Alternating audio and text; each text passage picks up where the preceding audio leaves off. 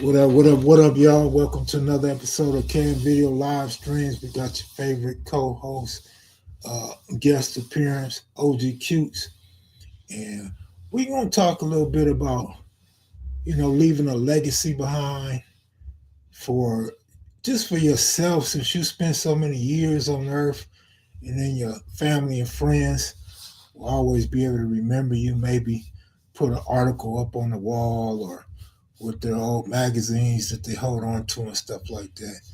Uh, and then we're gonna talk about Rhea Boyce because I'm gonna do something on Rhea Boyce this week. At least I plan on it. So what up, Q's? What's up, mad kids and maniacs? What's up, brother Kev? How you doing today? I'm all right, man. Been sleeping for the last couple days. Well, Uh, sleep recuperates you, man. I'm Sleep still rest tired. is good. I'm still tired, Q's. I ain't even gonna lie. Yeah, it's all good. Shoot. Hey, it's cool. We're going to talk a little bit about AC, a little bit about Rhea Boyce.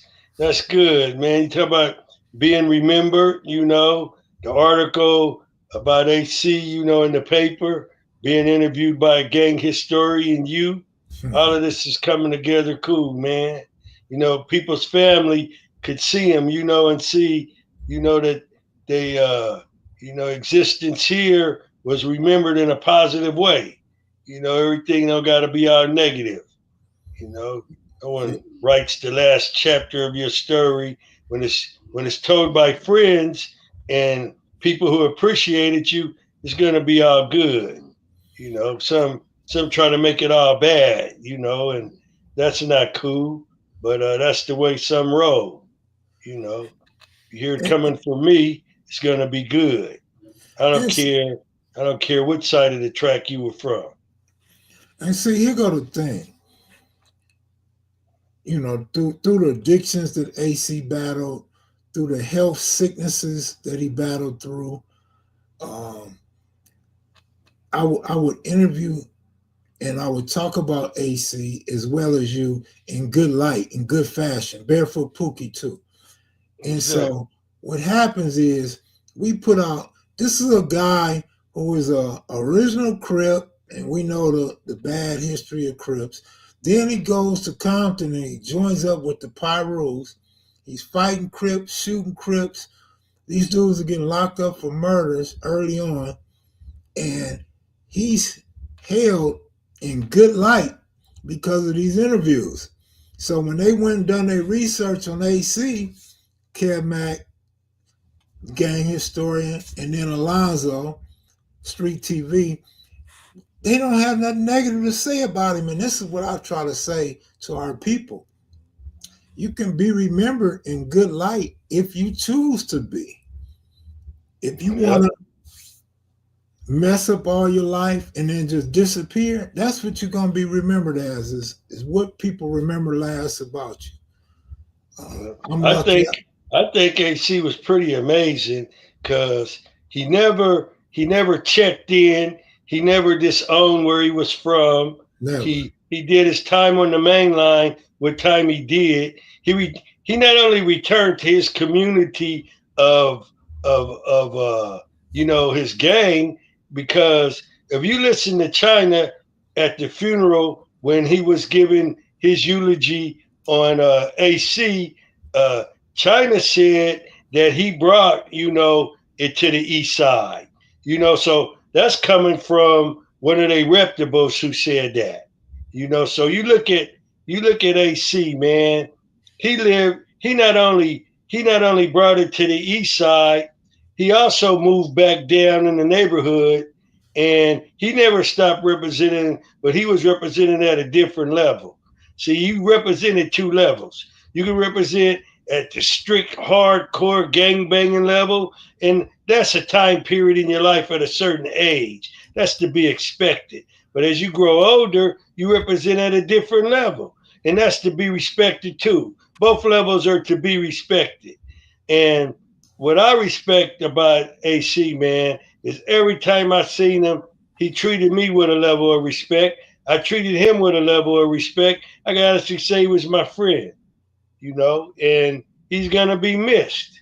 In the history that he talked about from both sides of the table. Everybody can't do that.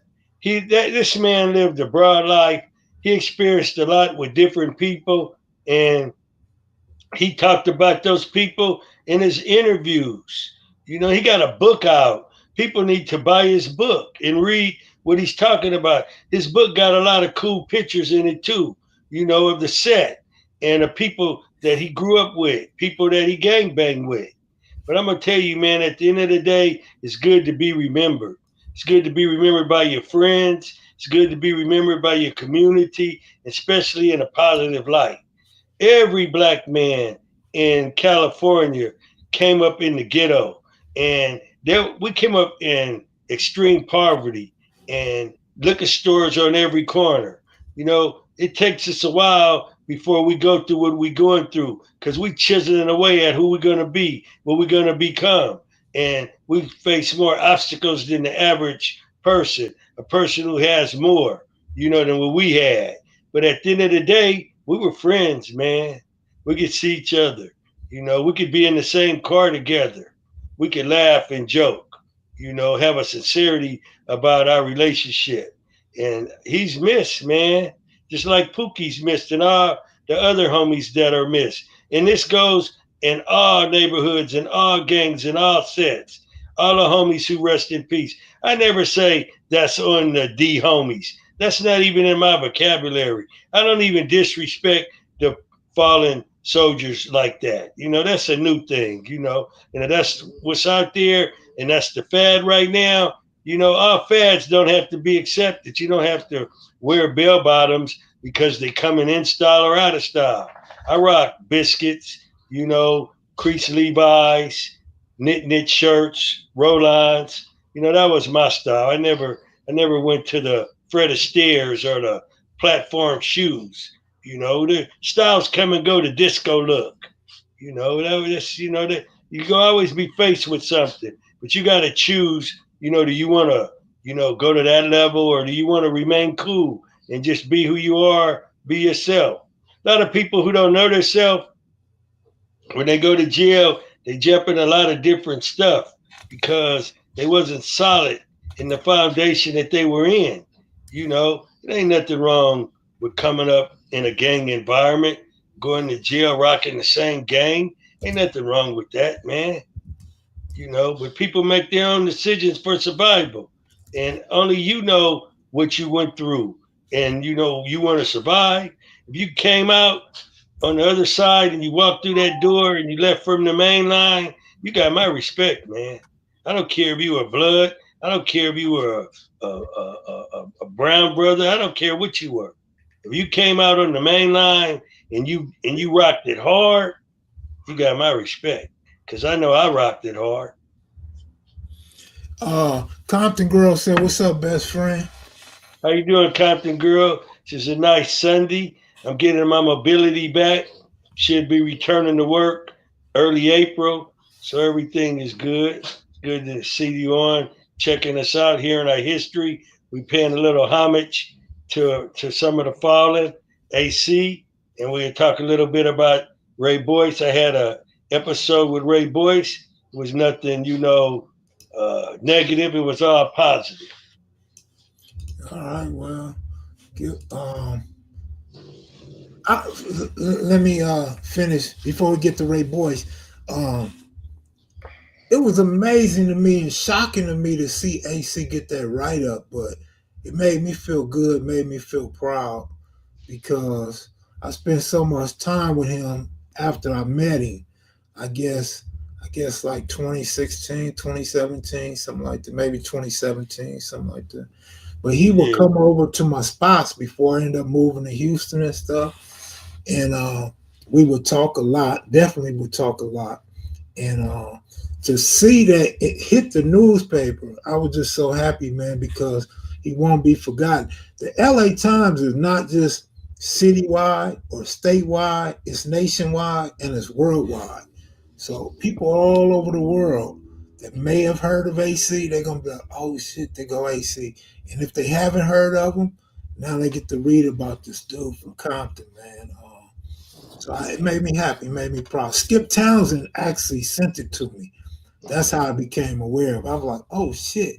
And I just start blasting it out to everybody, man. Yeah, Skip had a picture he posted of Sam, a Ransom. I think it was Daddy Fatty was in the picture. There was another brother in the picture. I think it was two more brothers in the picture. But right now, the names elude me, but I knew everyone in the picture, including Skip. So, that's cool, man. Skip grew up, right there a couple blocks from me, ran with my little brother. I went Mm-hmm. to school together, so it's all good, man. That's a positive brother too. Ed Quavos want to know. He said, "Much respect, Cutes. When did you meet AC?" Well, I met AC, and it's a funny how I met AC. I met AC in LP Juvenile Hall, and we were all in Juvenile Hall. I remember AC had got busted, and this was during the gang banging years. And they brought Big AC through. He didn't stay on the line long. He went to the hole for fighting. So I met him that day. And then I got to see him, more times. Got to talk to him. We were in East Lake Juvenile Hall together. We went through that together. He went. I guess he went to YA, and I was still working my way through camp, through the juvenile system. Like all of us ran across each other's path. That we're in the streets and we're banging. You say gang banging. Our gang banging was mostly fighting and stuff. It was a little shooting, but not that much. Mm-hmm. Um, Let me see. Ron Low or Ron Law. I don't have my glass. Well, my glasses getting old, so I don't see well with him. But he said definitely more than your average gangbanger. He had to be special to get a full page. That's for real. What's cool about it? It was like 1979. I went to the LA County Jail, and it was Swig, Bodacious, AC Baba Louie. I believe we were all on the same tier when I got in there. I believe they were all locked up for something. Oh, and Belgium was there too. But AC might have not have been there, but I think he was. I know it was a lot of us in there that day. We were all in there. They were fighting a case, you know. They were fighting some kind of case, but they wasn't all crimies. It's weird how you could end up in the LA County Jail back then with a bunch of people you grew up with, but everybody's in there for different stuff, you know. Mm-hmm. I talked to Jimmy Lavender yesterday, and the homeboy from the Brims called me, one of the founders of the Brims, of the LA Brims, and he and I had a good talk too. Yeah, put Cute's cash up. All right, I'll do that. If Michelle was in here, she would have did it. Surprised Crystal didn't. Cute 777, right? Money sign first, CUTES three seven Yeah, I seven got it. seven seven. Yeah, it's up there. So I'll appreciate it.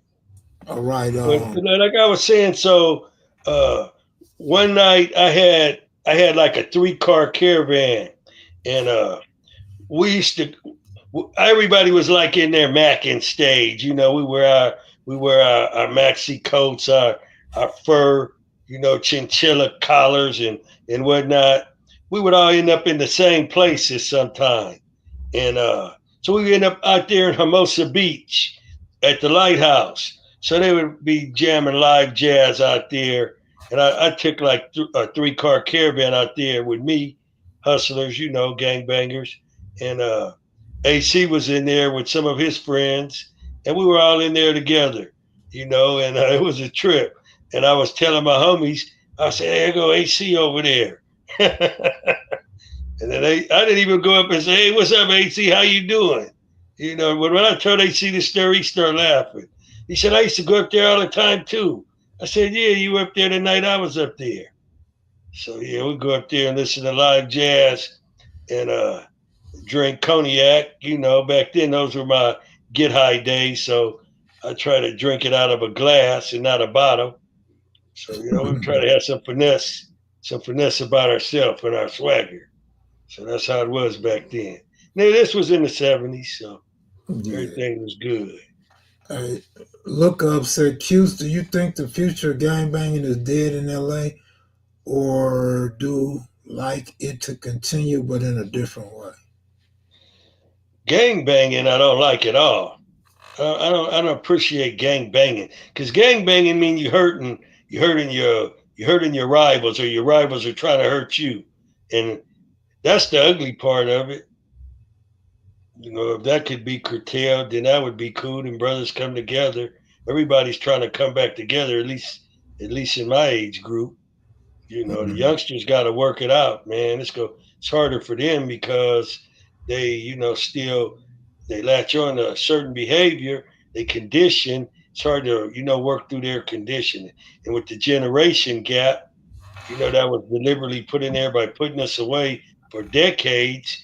A man's influence is limited. Your rep supersedes your influence, whereas before your influence was equal with your rep. Its principality said, Q's, what's more important, diet or exercise?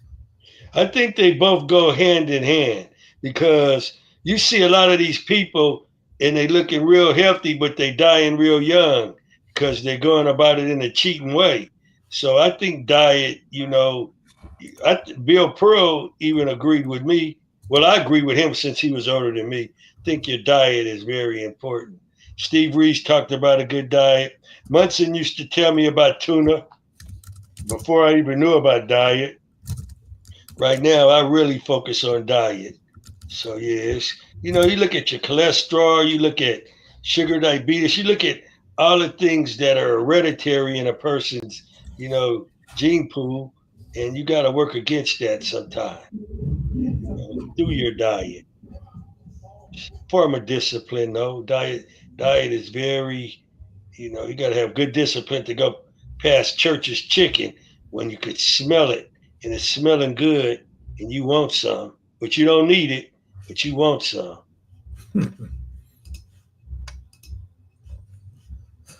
Excuse me, let me see. Yeah, so we can go on and talk about Ray Boyce, man. Cutes. All right, so it was like, okay, so this is 1972. So in 1972, I find myself in Las Padrinas Juvenile Hall. So Las Padrinas Juvenile Hall had peacocks and chickens, had a swimming pool, had units, had a main kitchen where everybody, we'll call them the dining halls. In these dining halls, if you were in your best behavior, be in the top five, you go to the co-eds. They had a family treatment program in the back, which they locked young ladies up in the back. And you share a unit with them, or you could just make silhouettes, at night with the lights out and see each other, which was cool too. And so in 1972, I find myself there, me, Buster Jones, Boone from founder of the Pico Crips, and Buster Jones, one of the founders or members of the Castle Crips, and me, Magnificent Seven. So that was our car. So we hung together. So Ray Boyce came through there, and he was in the same unit that I was in when I got sent back down from East Lake to this unit, and Ray Boyce told me to step aside. Remember, they were letting us out. They were letting us out to the yard, or we were going on a movement.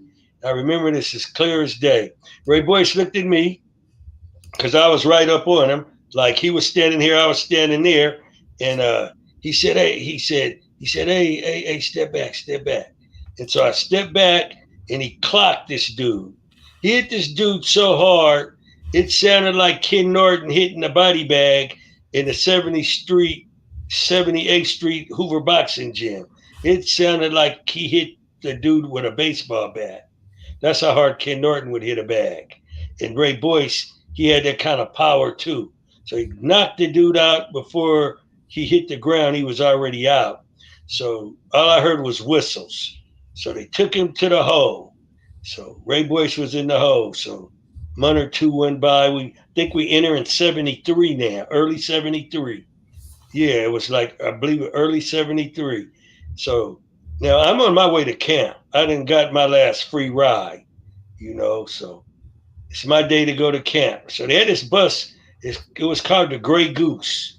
We called it. So the Gray Goose pulled up in the back of the units. The back of the units had a street, that separated them, and the buses would pull up back there. They didn't want to pull up in the front, so they put up. So they would load the bus with the wards. I was a ward. They called us wards, not inmates. So being a ward, it was my turn to go, to camp. So I get on the bus. Now the cool thing is, you get on this bus without handcuffs, but the bus is caged in. The only part that's caged away from us is the driver. So once I get on the bus, I can sit anywhere I want. So I sit like in the third row. So this bus looks like a modified one of those yellow school buses, but it was gray. So I sit in. I want a window seat. So I move over by the window. So so we pull up to another unit. Couple guys get on the bus from that unit. They go into camp.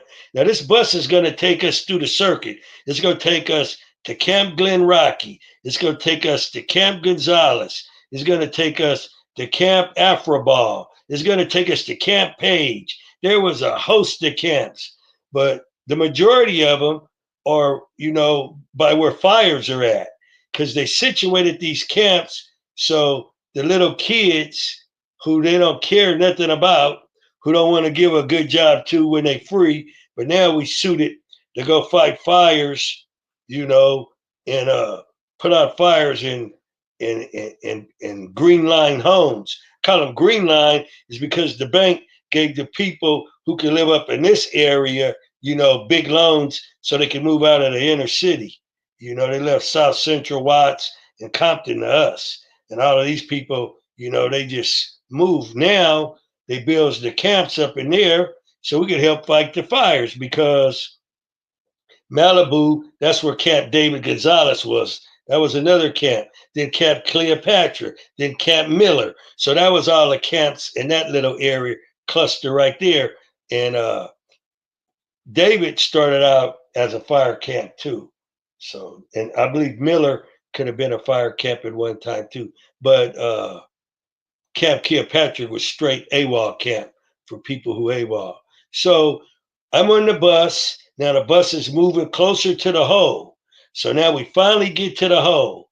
Now they bringing the dudes out of the hole who got in infractions where they couldn't live in a unit. So here come Rhea Boyce getting on the bus. So he sits across from me. The only thing separating us is an aisle. So when Ray gets on the bus, he starts, like looking around. So now some more brothers come out of the hole that I guess they made friends with or they knew each other, but I didn't know too many of them. So they are now the bus is pretty packed. Now the big gate opens up, and now the bus drives out, and we on our way to East Lake Juvenile Hall because the bus isn't quite full yet. So we're gonna leave Downey, and now we're headed to East Lake Juvenile Hall, which is in East LA, over by Lincoln Park. For those of you who are familiar, in the back over there by Dogtown. So it's over in that area. So here we go. So LA General Hospital, which is the UC LA Medical Center now. But most of us were born in, the General Hospital. They had a soap opera about it and whatnot. So as the bus pulls up off the freeway, we go toward the street that, is like a vein that runs.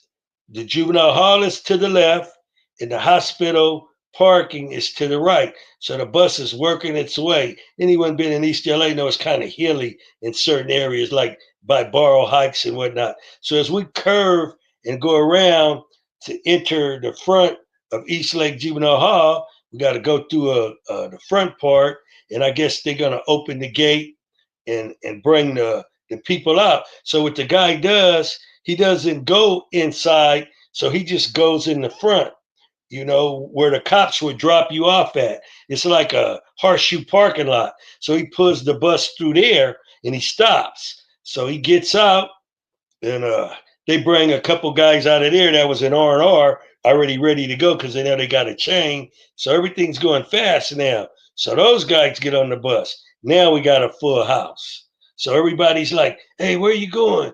Hey, Cutes, what's up? Hey, Ray, what's up? So everybody know different people on the bus. You hear everybody's names, being called. And then I say, man, I'm going to Camp Glen. I'm going to Camp Rocky. So, you guys, that's San Dimas Mountains. So I'm going there. So that's more of a senior camp. Camp Page is a kid camp, you know. Camp Alpha Ball is a more of a older teenager camp, like that. So I'm going to more of an older camp. It's a fire camp. So I notice Ray, he keeps looking up under the seat. He keeps digging around, he keeps looking. Then now the bus, it pulls out and we going back around and we get in front of we get back on that street where the hospital is. Now we in the back. That's the girl side of East Lake Juvenile Hall. So Ray calls over to me and he says, hey man, look up under your seat. So I look at him. He said, yeah, look up under your seat. So I feel up under my seat and I feel it. So I can feel it. I can feel tape. I can feel it. And so I pull it out and it's a long ass screwdriver, like 18, real long, real fat with a nice a plastic handle. And I'm like, damn. So Ray he said, give it to me. Now, this is before a blood alliance. It was just Crips and anti-Crip gangs. So the animosities with the gangs was there, but then it wasn't there unless you was fighting that gang that was really in your neighborhood. So the gangs that were in my neighborhood that were anti-Crip gangs was the Van Ness Boys, was the Chain Gang, and was the Brims. So those were the immediate gangs that I grew up around fighting against. So Rhea Boyce and them, the immediate Crip gangs that was over there by them, before there was even Grape Street, there were Eastside Crips. So, and since the bounty hunters, originated in the 1970s, around the same time the Crips had originated. So I didn't consider the bounty hunters my enemy at this time, but I knew that there was a gang called the Bounty Hunters. I knew that much for sure from going to Juvenile Hall and whatnot. So Ray said, give it to me. And I look over at him and I give it to him. I hand him the long ass screwdriver. I just give it to him. He takes the screwdriver and runs to the back of the bus. Now keep in mind, we caged in there. The bus driver's driving the bus. You got all of us in the back for whatever crimes we had. They were serious enough to send us to camp. Nobody on this bus was going to the youth authority. Everybody on this bus was going to juvenile camp. You could go to juvenile camp for minor infractions as trespassing. You could also go to camp for assault with great bodily injury, one of the higher echelon crimes. They say 187 usually for California Youth Authority. So you get a feel of what I'm talking about. Burglaries, car thefts, you go into camp if you're a kid. Get it 6 months. You can parlay it if you're AWOL, you're getting a lot of fights. They send you down, you get more time added on. So I give Ray the screwdriver. He runs to the back of the bus. The bus now is between General Hospital and the girls' side of Juvenile Hall. We're going up the vein, going the opposite way. He puts the screwdriver in the door of the back of the bus and he kicks it. Sounds like a cannon went off. Boom! And the door flies open.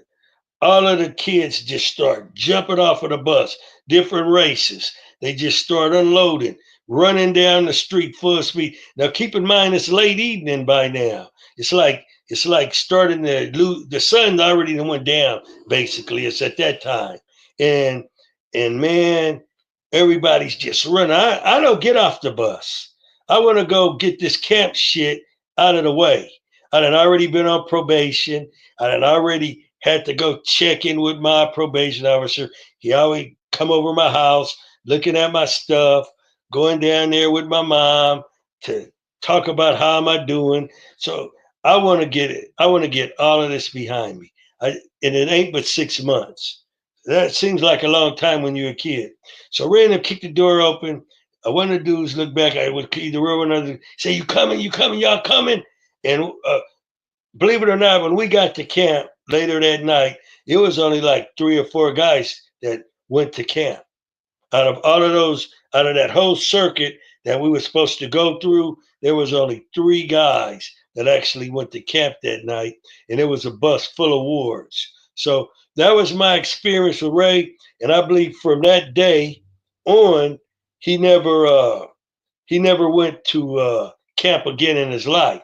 Because from that escape, whatever trouble he got in when he was out, when he was out on the run, they sent him straight to YTS. So that's where it went from there. But that's how we cross paths. When you're in inner city and you grow up, in poverty. These brothers grew up in the projects. I grew up in South Central, Los Angeles, and I don't get caught up in the semantics. You could call it whatever you want, but it was a ghetto. Just like Watts is a ghetto, Compton's a ghetto. It was a ghetto. So nobody had more than the next person. Our parents may have had more, but the kids, we all wore patches on our knees. Sometimes we didn't have a lunch at school. Sometimes we might have had to steal lunch out of the lunch of another kid. You don't know, man. Depends on how things went in a day. Sometimes your father got locked up, or sometimes your mother ran away because your father was too hard on her the night before. So it was a dysfunction. A poverty applies pressure not only on the kids but on the parents as well. And don't forget the mass unemployment as well. Then the liquor stores and the alcoholism. All this is in that stew, man. Cute. So you caught your case in '79. Ray Boyce got killed in '80. Did you get to see him on the streets? No, that's what was messed up because I was in Tracy when Ray had passed away, and the word swept through there, man. And I can remember, feeling a somber feeling when I heard that had happened to him. Because he wasn't operating at that level where that should have had happened to him. He wasn't out there gangbanging, and he was hustling. Sister Brim, what up with you? D-Lo from Bounty Hunter Watts said, Cutes, he liked that. You didn't smell his big homie's name. Can't smell a big homie's name. I don't roll like that. I ain't got nothing good to say about a G. I ain't gonna say nothing. Yeah, man. Once again, we stay positive around here, man. We understand what we did wrong, and we understand that people change. So we don't like to downgrade nobody. What do you really get out of that? Don't make no sense. Yeah, no, Cutes is ancient treasure. Best friend don't talk bad about anyone. Yeah, man. I don't even talk bad about. I don't even talk bad about the times I jumped or the time somebody jumped me. It's I, just I, I that's like who we're working with. I like when Q say he was a hook. Yeah, I yeah, remember that word good back when I was about yeah. 10, 11 years old. Because some people's demonstration just make them a straight hook. If you on here talking bad about someone who got relatives that's still living, then you fall in the category of being a hook. Man. Yeah, y'all go mash that like button. It's free. Nikki Lee, what's up with you? Yeah, so I'm gonna do something on Ray Boyce this week. I got end of the month usually when I start putting work in. So it's the end of the month, time to put some work in. Well, I hope you get a lot of good pictures, man. I That'll don't be know cool. about pictures. I, Frog, Frog's probably the only one got pictures of Ray Boyce, and I got like 12 numbers on Frog. The last number I got on him, he didn't respond, so I I let him talk, I go. talk to, I'm in communicate with Frog all the time. Tell him I'm looking for some Ray Boyce pictures. Frog just sent me a picture. For those of you who knew This homeboy been locked up 50 years. Yeah, coming up on 50 years, man. And man, I'm like Dinky Bird. Do you guys know Dinky Bird out there? Well, anyway, let me tell you about Dinky Bird. We got to keep Dinky Bird in our prayers. That the oppressor lets him out, man, because no one should be punished that long. He started going to camp Afroball, and from Afroball, into the joint, and he ain't been home since. And that ain't cool, man. And he was a good brother. He would be in there when there wasn't that many of his set in there, and he would always stand true to what he was about. He's respected across the table. And so I just when the homie sent me that picture, when Frog sent that picture, and he said, "Cute, you know who that is?" I'm looking at the picture because he got these long dreadlocks and he got this beard. He looked like a Middle Eastern. It looks cool. He looks like a no man, And I'm like, "Who's that?" He said, "That's Dinky Bird." I looked at his eyes and I said, "Yep, that's Dinky Bird." The last time we were together was in R.J. Donovan. We were on the main line together. Me, him, James Miller, Bam. We were all there, man, playing football, basketball, fight of life with our boots on. And I remember, man, he had so much energy and so much power and strength. He liked to lift weights too. His close friend was Brian Martin, Bam from C5. So and he was in Camp Afroball with No Brain, my brother Rusty TQ. It was Yay Yay. They were all in there. They were all in there together. It was a bunch of them in there. So he used to tell me about my little brother and how they used to lift weights and stuff. So that made me feel good when he would share stuff with me about stuff, his experiences and stuff. So Mm-hmm. that was cool. Yeah, man. You know Cope from Watergate, Cutes? Well, I knew who started Watergate. It was a brother who had a sister. I'm trying to think of his name, but I don't know if I know Cope. But I used to always go down in the Watergate, and I would sit right there on the side where they would have their meetings, some kind of power plant or a water plant, and that's how they got their name because the water plant sits right there, and I think that's Van Ness. Yeah, I'm pretty sure it's Van Ness. You But know, they used to tell me to come down and they sit, and I would come down there and we would have our little meetings right there by the water plant. as a kid, I always heard that's where the name came from. But as I Oh, that's where it became, came from. but when I became an adult and started talking to them, they all said it came from the Watergate scandal. Nixon, during that era where everybody was taking names from movies and popular movements going on in America. Yeah, they might have. Well, if they said that, then that's where it came from. But I always thought it came from that water plant right there. Yeah, I was always told that until, like I said, I started meeting older dudes from Watergate. Yeah. Me and Raymond Washington, you two gang bang, catch them slipping and take advantage.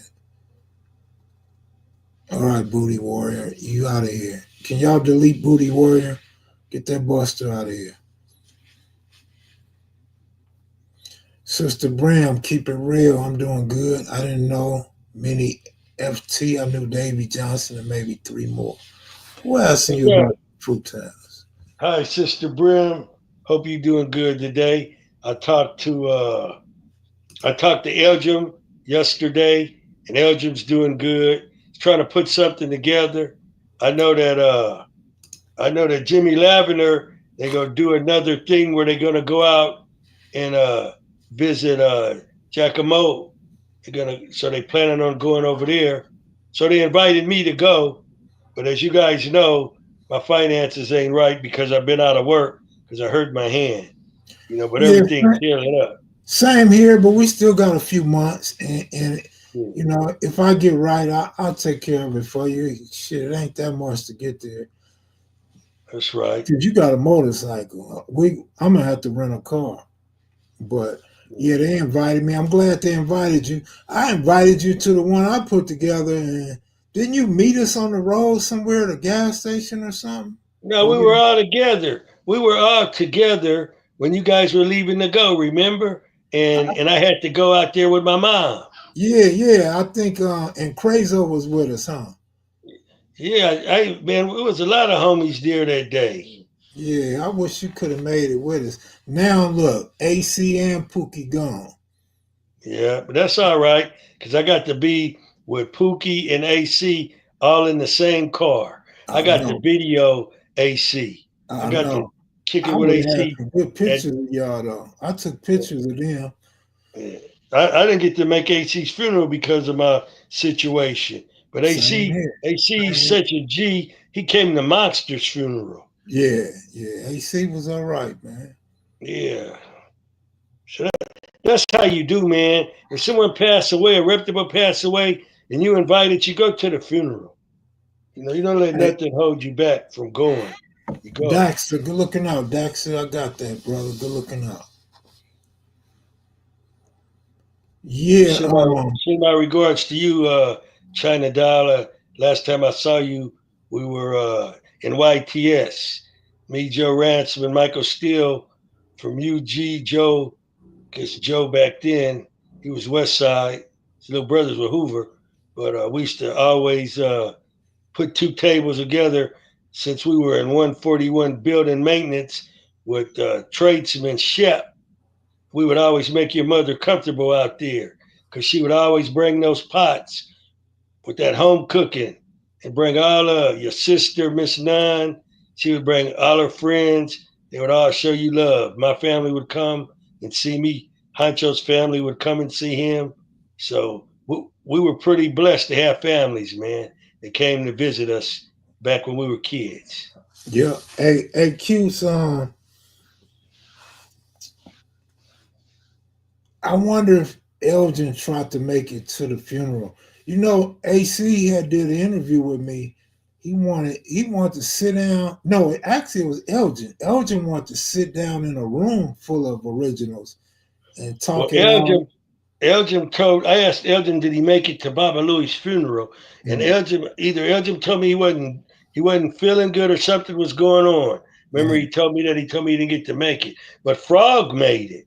Frog had called Yeah, me and asked me was I going. He said he's going to try to make it, and Frog did make it. yeah, I seen Frog on somebody's picture or video. Yeah, Frog made it. Yeah, that's cool, man. He had a nice turnout. He Yeah, really he he, really he was he was right there at Angeles, the same going home where we had Pretty Boy. yeah. AC really could have had the largest funeral in recent times, at least since Nipsey Hussle's, because AC went citywide and could know where people live, know people's names and everything. And I was always amazed at how much knowledge AC had, like you, but AC spent more time on the street than you did. Yeah, AC did spend more time on the street. So sometime during the hard times on the street, that could have wear and tear on you too. Prison preserves you if you were one of them kind of guys that go hard all the time, like me. If I would have been on the street all of that time, it would have wore out on me too. A man can only take so much, you know. Punk, Sister Brim said Pumpkin's mother used to come with food to YA, and I would leave out there messed up on the Red Devil. Don't know why they didn't Speaking arrest me. Hey, speaking of Pumpkin's mother would come in Child's Market. Pumpkin's mother was in a wheelchair, so when she would come in the store, I made everybody move out of the way. I cleared the way for her to come through the store. Yeah, That's cool. I knew Pumpkin's mother. Solar tribalism. He said, respect to AC Baba Louie. Rest in peace. Thanks, Kev, for getting history out. I learned a lot from Big AC's story. Helped me put together what I know and what I learned from the homies in the pen. Good looking out, man, for the comment. That's right. That's what's up. Yeah, because just as us as being human beings, right? I'm not talking about no historian, but just as being human beings, a lot of times we don't ask the type of questions to get the answers that we really want, right? Because we respecting a person's gangster, and we're not trying to feel or sound like no police or nothing. But as a historian, I've had so many critical questions that a lot of the public didn't have answers to. And so when you get a guy like AC Moses, you get a Barefoot Pookie, you get an OG Cuse, you get a Donald Archie, you got to listen to these guys, man, soak up game, because there's not a lot of people like them that not only know a lot, but is going to keep it real. So, Somebody got at Kev the other day. They said, "Hey, Kev, Cutes really knew Mr. X's mother." yeah, You Miss know, when I Blue. hear feedback like that, that makes me feel good. Because I don't want people to think I'm coming on here fabricating shit. Because that's the worst thing can happen to a person. Be labeled a liar, a fabricator, and try to put yourself in the middle of every goddamn thing. Hey man, I embrace being a liar. I tried so hard to be credible. I tried Yeah, so hard to be as accurate as possible, and I still get called a liar. So now I embrace the shit. It's funny to me. Like you just laughed, I laugh yeah, all the time. Like, all right, I'm yeah. not credible. Because it ain't true. That's Yeah, why. Yeah. I yeah, would laugh sarcastically at some shit like that too. exactly. So I don't mind that title. It's funny to me. I know this shit ain't true shit. And Yeah, then like any person who gives their testimony or tells their story, if uh if it's coming from them, that's their fucking story. You know what I mean? yeah, Unless it's an obvious lie, you just gotta let a person's story roll. yeah. You know. Because that's how they remembering it. I Yeah, mean, that's that's how how it they was. remember it. And Yeah, if you was not there, if you was not there, you don't have no footage or no tape recorder, you have no argument. You can't like debate okay, somebody. like me and Donald Archie, we always like go against. We used to always go against Pookie on a timeline.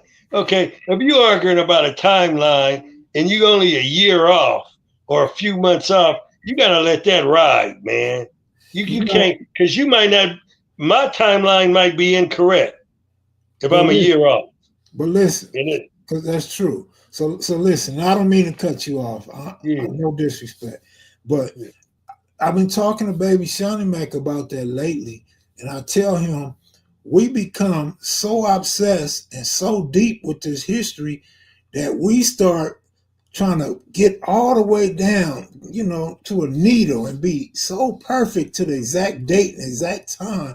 And I yeah. told him we kind of got to stop being so precise, so exact, because 6 months to a year, that ain't no bad thing. 6 months to a year is not a bad thing. No, yeah, it's just You like gotta it's just remember like when Babalu and them would talk about the Lions. Everybody, what did they agree on? 73, 74. 74. Yeah, see, and they came to an understanding of that. But see, when So I we all know the West Side broke up in 72. see what I got to that 74, I remember Baby Shelly Mac was doing some research, and he said, Mac, he said, they not labeled Bloods until 1978. And I said, well, they was Bloods before 78. And he said there's no documentation. And so that's when, and me and him together, we both said, seems like about 74.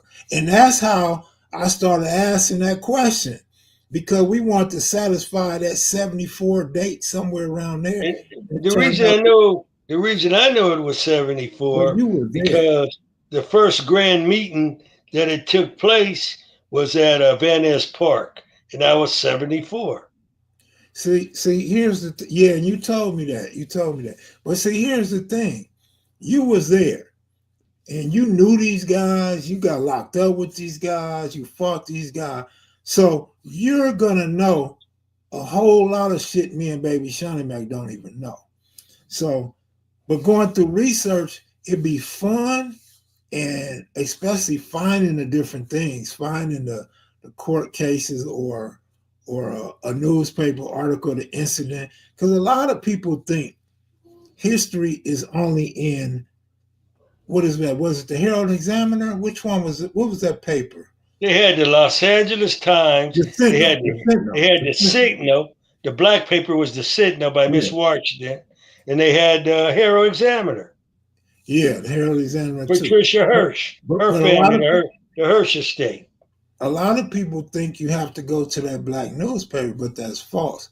One thing about the news, you got the New York Times, you got Washington, you got the Tribune, you got big cities and big states that cover the news all over America. And Yeah. what is that? The AP, the Associated Press, puts this information out, and it's for different newspapers to grab what they want. Mm. So a lot of Yeah. times, these other cities are going to grab what's going on in LA, Compton, Philadelphia, Chicago, New York, you know. And so all of this stuff, not all of it, but the majority of it is traceable. hmm It And is that's how, traceable. and that's how we come up with all this stuff. Now, the Well, reason why what it does, when we find an article like that and someone speaking on that, it just validates what the person is already putting out there. But it yeah, makes it more substantiated because it was written about. exactly, exactly. But you've been a wealth of knowledge, man. I just want people to realize Pookie and AC's gone, but they still got OG Cutes and Donald Archie around. So y'all got to kind of, you don't have to, but if you went to the history and the accuracy, from people that really, really got around and know what they're talking about, Yeah. these are two of the guys that's left. I This, tell you, this, you gotta stay away from them drugs, man. You want to preserve your mind, your memory. Got to stay away from the alcohol, the weed, any other psychoactive drugs. That stuff works against you. It was all fun and games when I was a kid. It felt good, made things, brighter, made music sound better, made food taste sweeter. But all that shit gets old after a while, man. yeah, yeah, yeah, yeah. I get I'm Marlon Guest. Good looking out. Appreciate you, brother. Um, I'm just amazed at how good y'all memories are. Cause my memory ain't so sharp. But the reason why I stay on point with my life, I got so many pictures, homie. My mother and father took pictures. My uncle took pictures. And then when I was 11, 10 or 11, my uncle bought me a little small camera. So I took pictures since then too. So I'm able to go look at dates on pictures and stuff and the scenery and stuff like that, family Yeah. members, friends. And so that helps me to keep a lot of my personal stuff on point. But It's when you it's start weird. talking, when you It's start talking weird. about what homies from this set and what homies from that set and your schoolmates, man, I don't remember their damn names. I don't know who the hell I went to school with, and who I fought, and who's from what set. Man, my memory is not that good. Yeah. Uh, Talking about pictures, my family collected a lot of pictures of the generation before me. So I learned names and I would remember that stuff. I'd be like, man. So that kind of helped with my memory as a kid, looking at pictures with my grandmother, talking about stuff, relatives in the pictures and stuff. And you brought that up. So I'm just, elaborating on that because I think if you are exposed to pictures, you learn to value, people more in your immediate family, because you forming a curiosity about them. So that was your great grandmother, or that was your uncle. He ain't here anymore. And you could also learn about death through pictures too when you were a kid, because it's a time for your caregiver to tell you in a good way, the person ain't here no more. And Michelle Angeles Vista, You're right. I'm getting old. You know, I'm a attribute 75% of it to getting old. The other 25%, I was always a kid that just didn't give a fuck. So I didn't care what your name was. You know what I'm saying? Uh, I didn't care where you was from. A lot of times when I met dudes, all I needed to hear was Crip or blood, and that did it for me. I didn't care what individual said it was. You gotta remember, Cutes was on tears with these dudes for decades and years. Yeah, it's important. It's a pay value.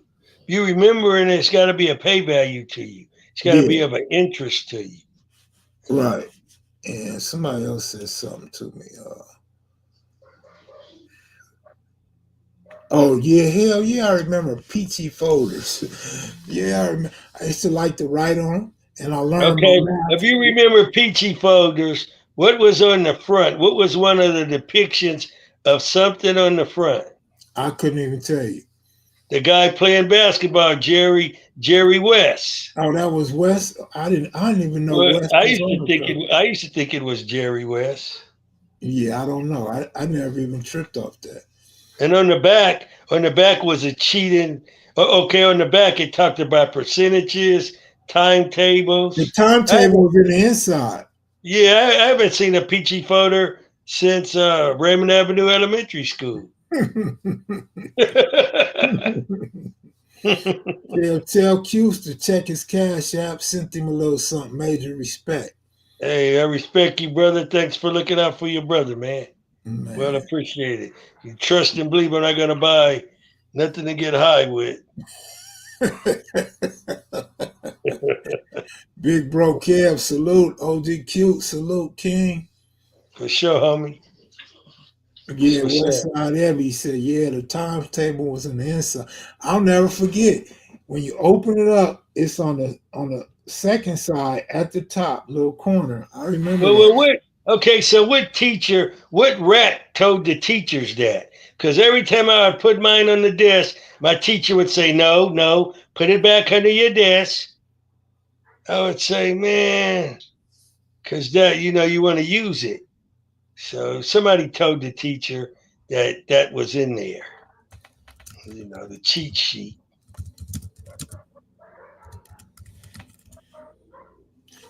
Sister Brown, man, Hutch's pops had passed. His pops passed maybe close to 2 years ago, Sister Brown. Yeah, man, I missed them PT4. I used to love to write on them. I would always hit up on them. Sometime I like if I wanted to go play kickball and I didn't want to lose my PT folder or my homework, I would ball it up, and it would never be the same once you ball it up. I remember I wrote on a girl's peachy folder. I made a heart on it, made an arrow go through it, and put my telephone number in it, and that became my girlfriend. Purr said he would like to be a friend in school. They say, homie, let me see your peachy folder. See if you put the lokes on the track, man. Yeah. Oh yeah, they did. They did have a track scene on it too. Yeah. Man, that was a trip, man. Never Q's, did y'all make your own covers for your books? Yeah, man. The teacher. Well, my mom would buy the bag, and we would cut it with a razor blade square, and then we would make it real nice and tight, and wrap the book in it. It would preserve your book through the year. Yeah. Do you remember the name of your reader? I had Wings to Adventure. Okay, early on I had On Cherry Street, then Wings to Adventure. That was like the fifth grade. And then there was this big history book. I can't think of the name of that one though. But I just remember those two. Dick and Jane was elementary. First Yeah, grade. I I remember remember that one. that. Do Q's have communication with Space Ghost if they ain't No, still around? With Space no, Ghost family, his family. no. Space Ghost's father name was Robert. Why you That don't was my talk to him? that was my daddy's first cousin. Why you don't stay in touch? We never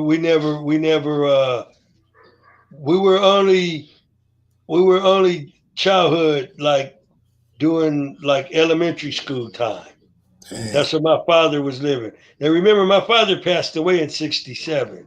So prior to '67, all of my relatives lived in Watts But or you, or but you knew on what East their 18th. backyard looked like, and you knew about his eye and shit.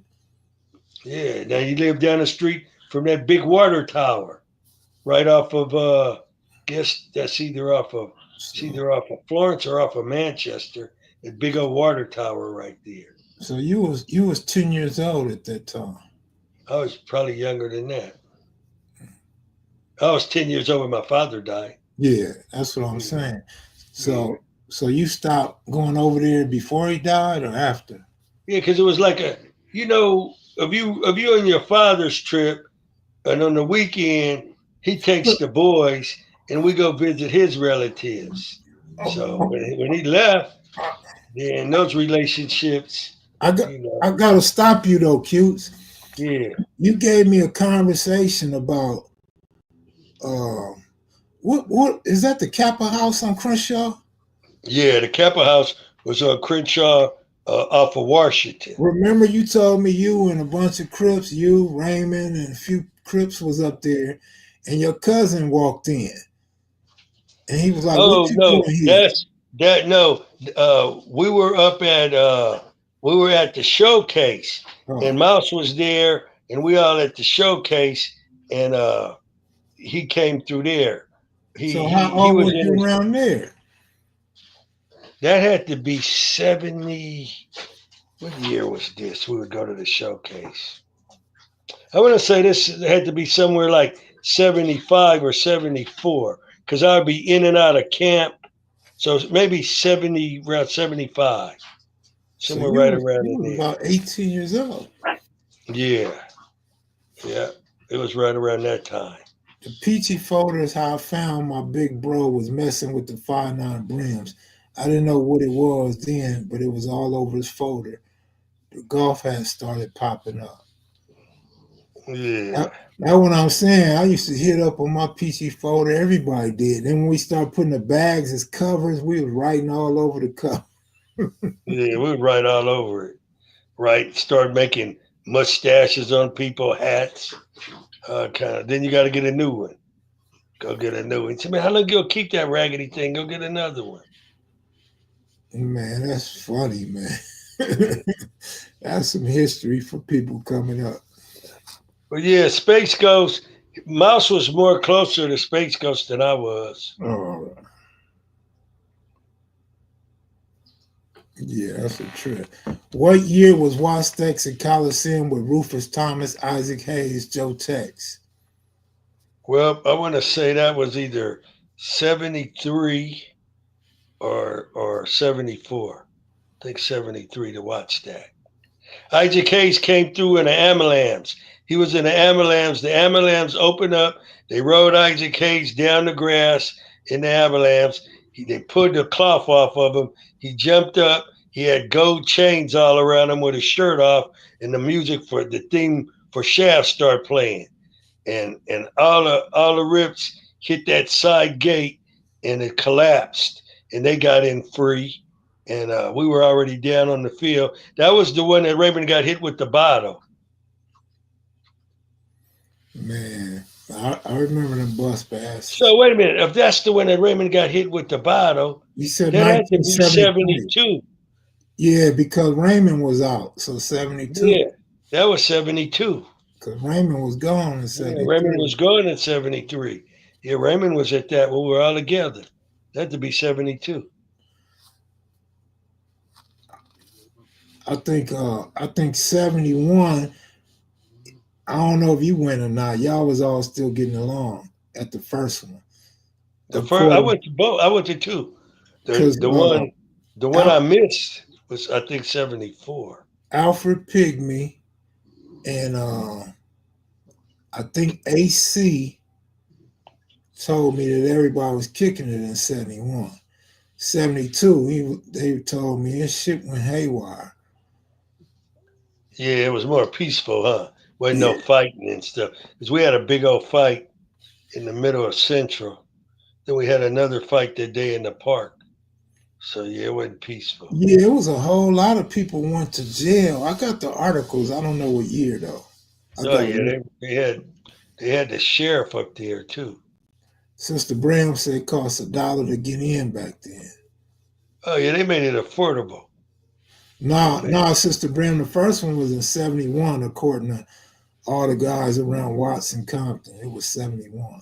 yeah, But 72 is the one when they had the melee. yeah. And Isaac Hayes and them came, Rufus Thomas.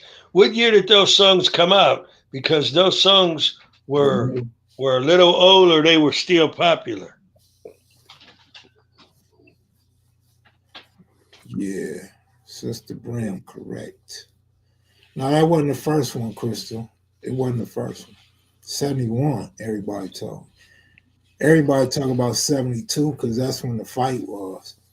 Yeah, they were. Actually I just seen some footage, I think 71 and 72. I like watching that footage. I'll be trying to see do I remember anyone, but everybody looks so young. I say, no, I can't remember nobody. Yeah.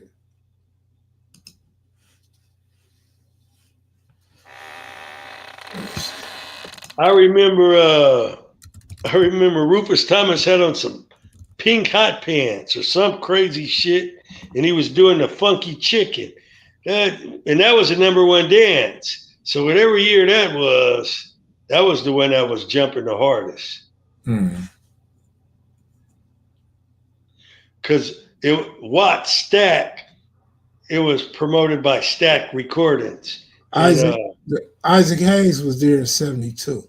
okay, then that was the one. That was the big one. Yeah, that's the one when Raymond was there with us. Yeah, that was the nice one. Yeah, that's good memories right there. Yeah, all this on Google say 72 and 73, but then I just seen some video from UCLA at 71. Well, Right here, how you then can nip right, it in the bud is then, when did the funky chicken come out? That song. and then right here it say 50th anniversary, 1971. Bell set up Stack satellite office in Los Angeles and regularly monitored the live situation in Watts and the positive change in the community. Well, I tell you, if anyone that was there, they would remember one famous person that was there, and this person could not sing a lick. And the person wasn't a singer, he was an activist. And he was on the stage, and that was Jesse Jackson. It also say you can buy the original 10 LP box set. Features full 1972 watts at the Coliseum. Oh, Oh, then that'd be interesting. Maybe I'll if see we got people that, you don't know. then I could pick somebody out. We could That's what zoom I'm in saying. on that. That's what I'm saying. That Yeah, you know what? That's a project for us. well, they say where you could buy it, so All I'll right. see how much it costs and if they still sell it. All right, that's a project. Because we were like 100 deep on the field, if not more. Yeah, a lot of 72, 73 stuff is coming up, but it says it started at 71. I watched some UCLA stuff in 71 and 72 the other day. Yeah. Well, I remember you go to the Watts Festival first, and then later in the evening, you go to the Coliseum, the Memorial Coliseum. Sister Brim said you're right. Keep hope alive, Jesse Jackson. You was right. Yeah. So you had to be there to know that. Crystal said Rufus, the breakdown dance, 1972. Okay. That's what he was doing. And he had on hot pants, and everybody was on the field doing it. Everybody who was on the field started dancing when he busted it out. No, I haven't seen anything on Cali Bang and Antoine. You know, they still all my pictures, man. What can I do about it? Yeah, what can we do about it? Anyway, at least you know you got your pictures from people who like you. They were your pictures. We send them to you, so anybody can grab a bunch of pictures and try to put together a dialogue Mm. and not even keep it positive.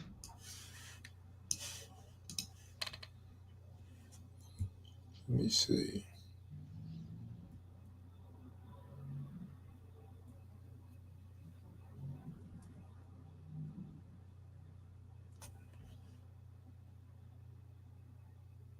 You still there?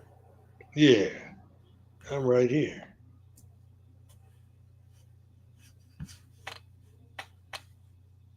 Tomorrow I'm gonna go and check on some stuff down the way and see what's going on. Try to get something going.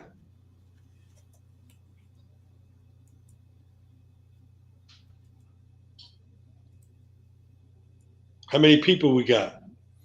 200 and something. That's pretty good for a Sunday. That's a full. That would be a full church service Yeah, right. in a nice sized building. Well, ask some questions, Oh yeah, backhand I was maniac. trying to find something. Everything's coming up 62. Harlem Culture Festival in 69. Mm-hmm. Watts released in 72. Um, any questions, y'all? Man, they know they done forgot the rules. I think we got so many new people. We got 262 right now. Oh, that's a good 72 was number. epic piece you put out, Kev Mac. I think that's key piece. That's what's up, Cuse. You got it. That's a great perspective to put it. This is the only channel that goes beyond the negativity and nonsense, bringing you real facts, genuine memories, and the full story. 72, I would stand on my uncle's bar and do the breakdown. They would throw 50-cent pieces. They was teaching you to be a dancer. That's why you ended up a dancer, Crystal. They Yeah, was I remember. motivated I dancing. remember it was a lady, Aretha Franklin. She broke out the song "Breakdown," and the dance, the breakdown dance, was the coolest dance that the inner city kids were doing. If you could do the breakdown and you could do it right, all the women wanted to dance with you. I don't remember that picture, Antoine. Why don't you screenshot it and send it to me, man? I don't remember a picture with me, Lil AD, and Nipsey, and I had an afro. I don't remember that. Hey, you had a picture you put up when you were doing.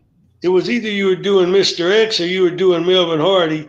And remember, I told you the girl that created the Crip sign. I She remember you. was I remember she was you. Yeah. she was in that picture. All right. All right. I know it was her. What Crip says was in Michael Jackson's video. They still be on that, huh? You had Broadways and you had East Coast in there.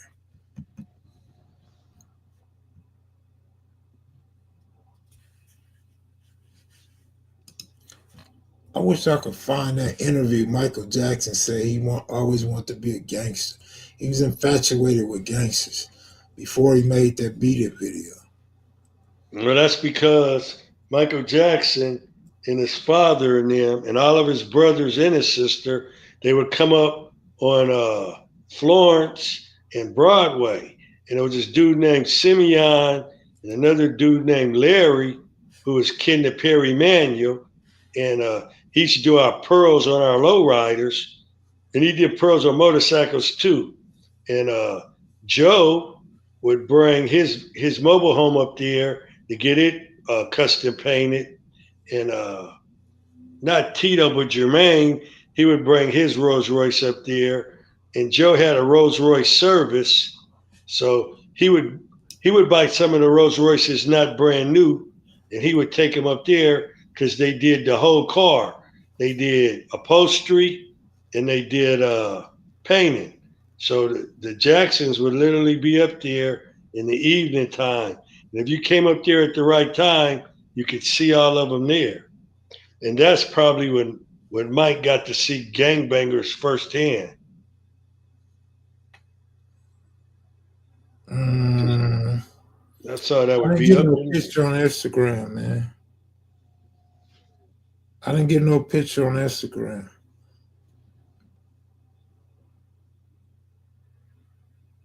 What is it a picture of, Kev? It's supposed to be me, Lil AD, and Nipsey, but I don't see the picture. To the person I asked about Border Rat, the Border Rats are twins, and this one was named Ronald. The one I was locked up with was Ronald. That had to fight with Ice from 30s. And yeah, they are responsible for that name. It definitely came from them.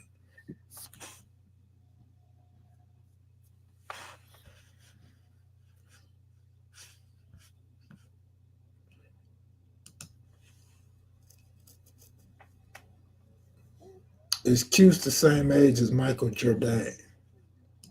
I think Mike might be older than me.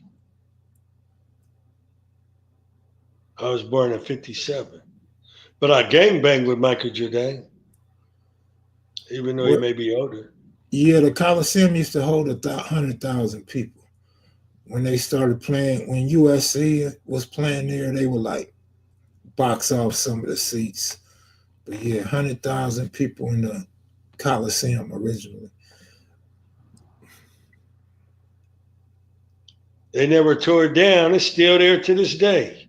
Yeah, they used to try to renovate it, update it. They never really changed it. It's The weird. It's earthquakes, yeah, earthquakes put kind of messed the Coliseum up one time. yeah. Well, they say it's a landmark. They say it's a historical landmark. That's why they haven't tore it down. Yeah, exactly. But Robert Richards says South Central is on sale. You know, depending on the meaning of that sentence, I would sarcastically say, but they buying the bullshit. In other words, a lot of things being talked about on YouTube, y'all getting a whole lot of lies and a whole lot of uh, seasoning on these stories. They would make you guys think that every time a Crip and a Blood saw each other, it was on and cracking. It wasn't like that. They would make you think every time a group of Crips and Bloods ran into each other, it was a melee. It wasn't like that.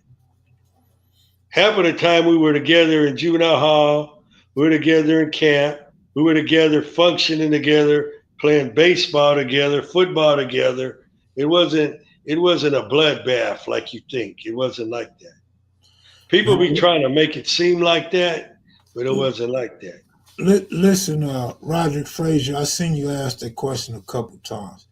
You know, we really don't like the feedback that we get when we talk about them dudes, man. So respectfully, I'm gonna let them have their history. Told you a million times they have a channel. You could go to their channel and ask those questions.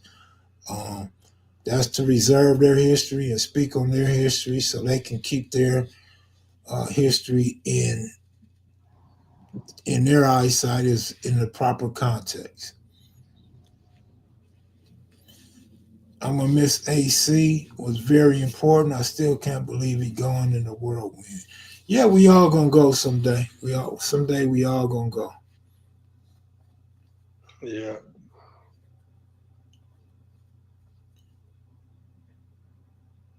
Absolutely, Reggie Owens, without doubt. They were using it every year for UCLA and other college students to practice their knowledge by giving free services, T-fix or pull medication for high school diabetes, eye gland. I never knew that, Sister Brim. That makes sense though. It did look weird seeing all them white people doing the interviews and speaking around a whole bunch of black people.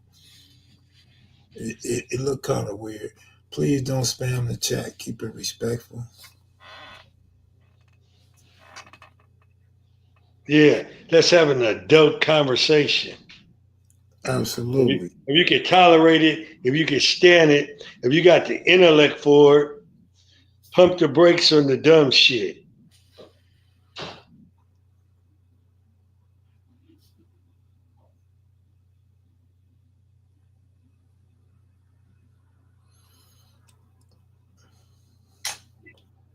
Oh, my other camera keep popping on and off. I don't know what this thing is tripping off for. My homies from LA here in Houston had a family that was Crips. Was the energy like in the parking lot in 72 at the concert, Q's? Okay, so in the parking lot, say we would have a concert at the Forum. Say everybody would go in there to see the Funkadelic, the Parliament. Everybody be in the parking lot. Everybody having their best, attire. The women were looking good, and people were getting their Mac on. Looking at each other's rides. It was cool, man. See people you knew, but it ain't the time to be turning it out because you didn't brought a ticket for $7.50. That's how much it costs to go inside of the Forum to see a group. It was like $7.50, $10. Some tickets were 15. You know, so it was mellow. It was exciting. So it wasn't mellow. It was exciting because you about to go in and see the mothership land. And the drug of choice at that time was phencyclidine, which was PCP. So the white man made it, and he rained it down on us like hellish hell, like Kate idiot. Smith, it's definitely a different look on Crenshaw. We're living in different times, man, and it's basically being modernized, and of course, it's being very white friendly. So, white Yeah. people don't have to spend money traveling to get to and from work, to and from the beach, to and from the airport. You know what I mean? So it's something different.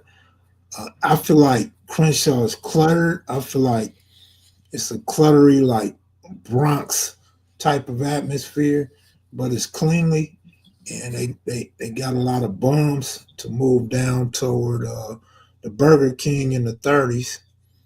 No, I don't have a whole lot of thought about it. I don't live there no more, so it doesn't bother me when I used to drive up and down Crenshaw low riding. I noticed they put something in the middle.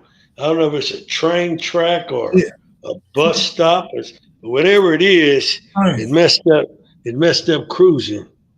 Yeah, that's what I'm saying. I don't cruise no more, so Kev Mac, when are you going to make a video about the stand-up dudes that's rest in peace that you introduced to the world? I actually was going over some stuff today. I don't know. F. Jones said, my first concert was up at the Coliseum where I seen Parliament. First time seeing people on PCP. Whole crowd running around. Nigga, is See? that when you started doing PCP?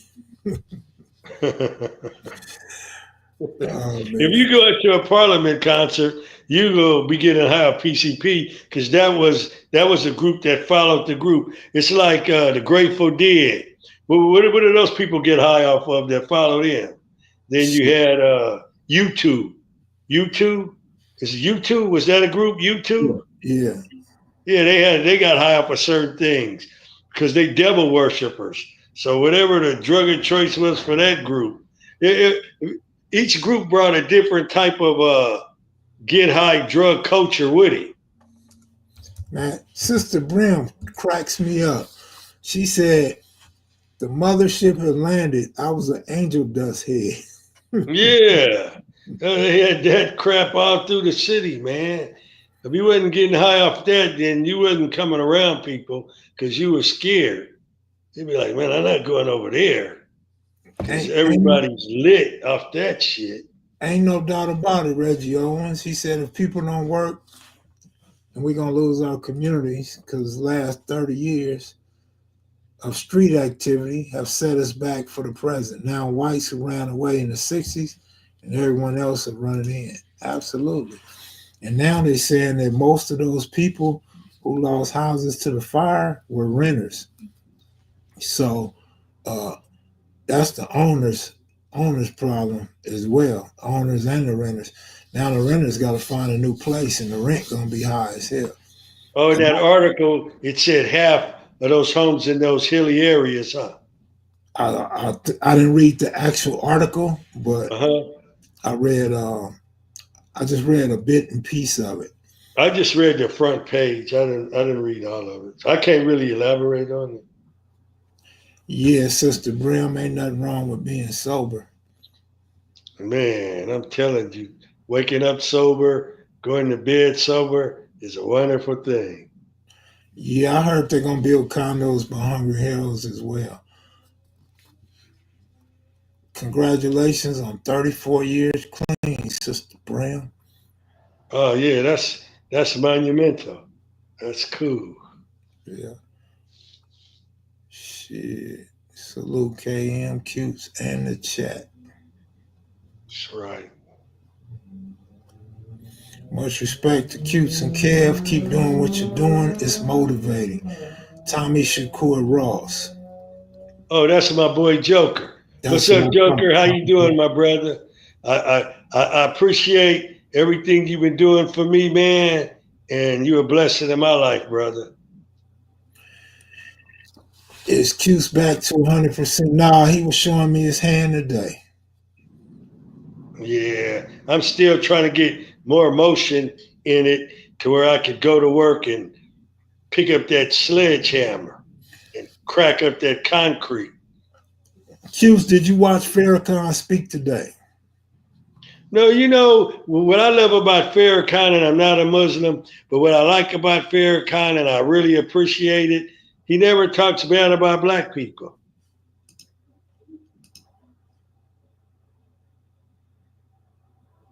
I appreciate that about him. He don't be jumping in, he don't be jumping on the bandwagon of if someone's name is in the mud, like P. Diddy or whose ever turn it is, because one day you might get a turn. We didn't see this go around the merry-go-round. We seen Bill Cosby get a turn. We seen before him Richard Pryor got his turn. You know, we saw Jesse Jackson got his turn. P. Diddy now he's getting his turn, and everybody want to jump on. And then Snoop Dogg is getting his turn. So they get everybody's juices going, and they want to get in the peanut gallery and put a black man down because life is coming at him hard because of some of his fucked up choices. Like you ain't never had no bad choices yourself.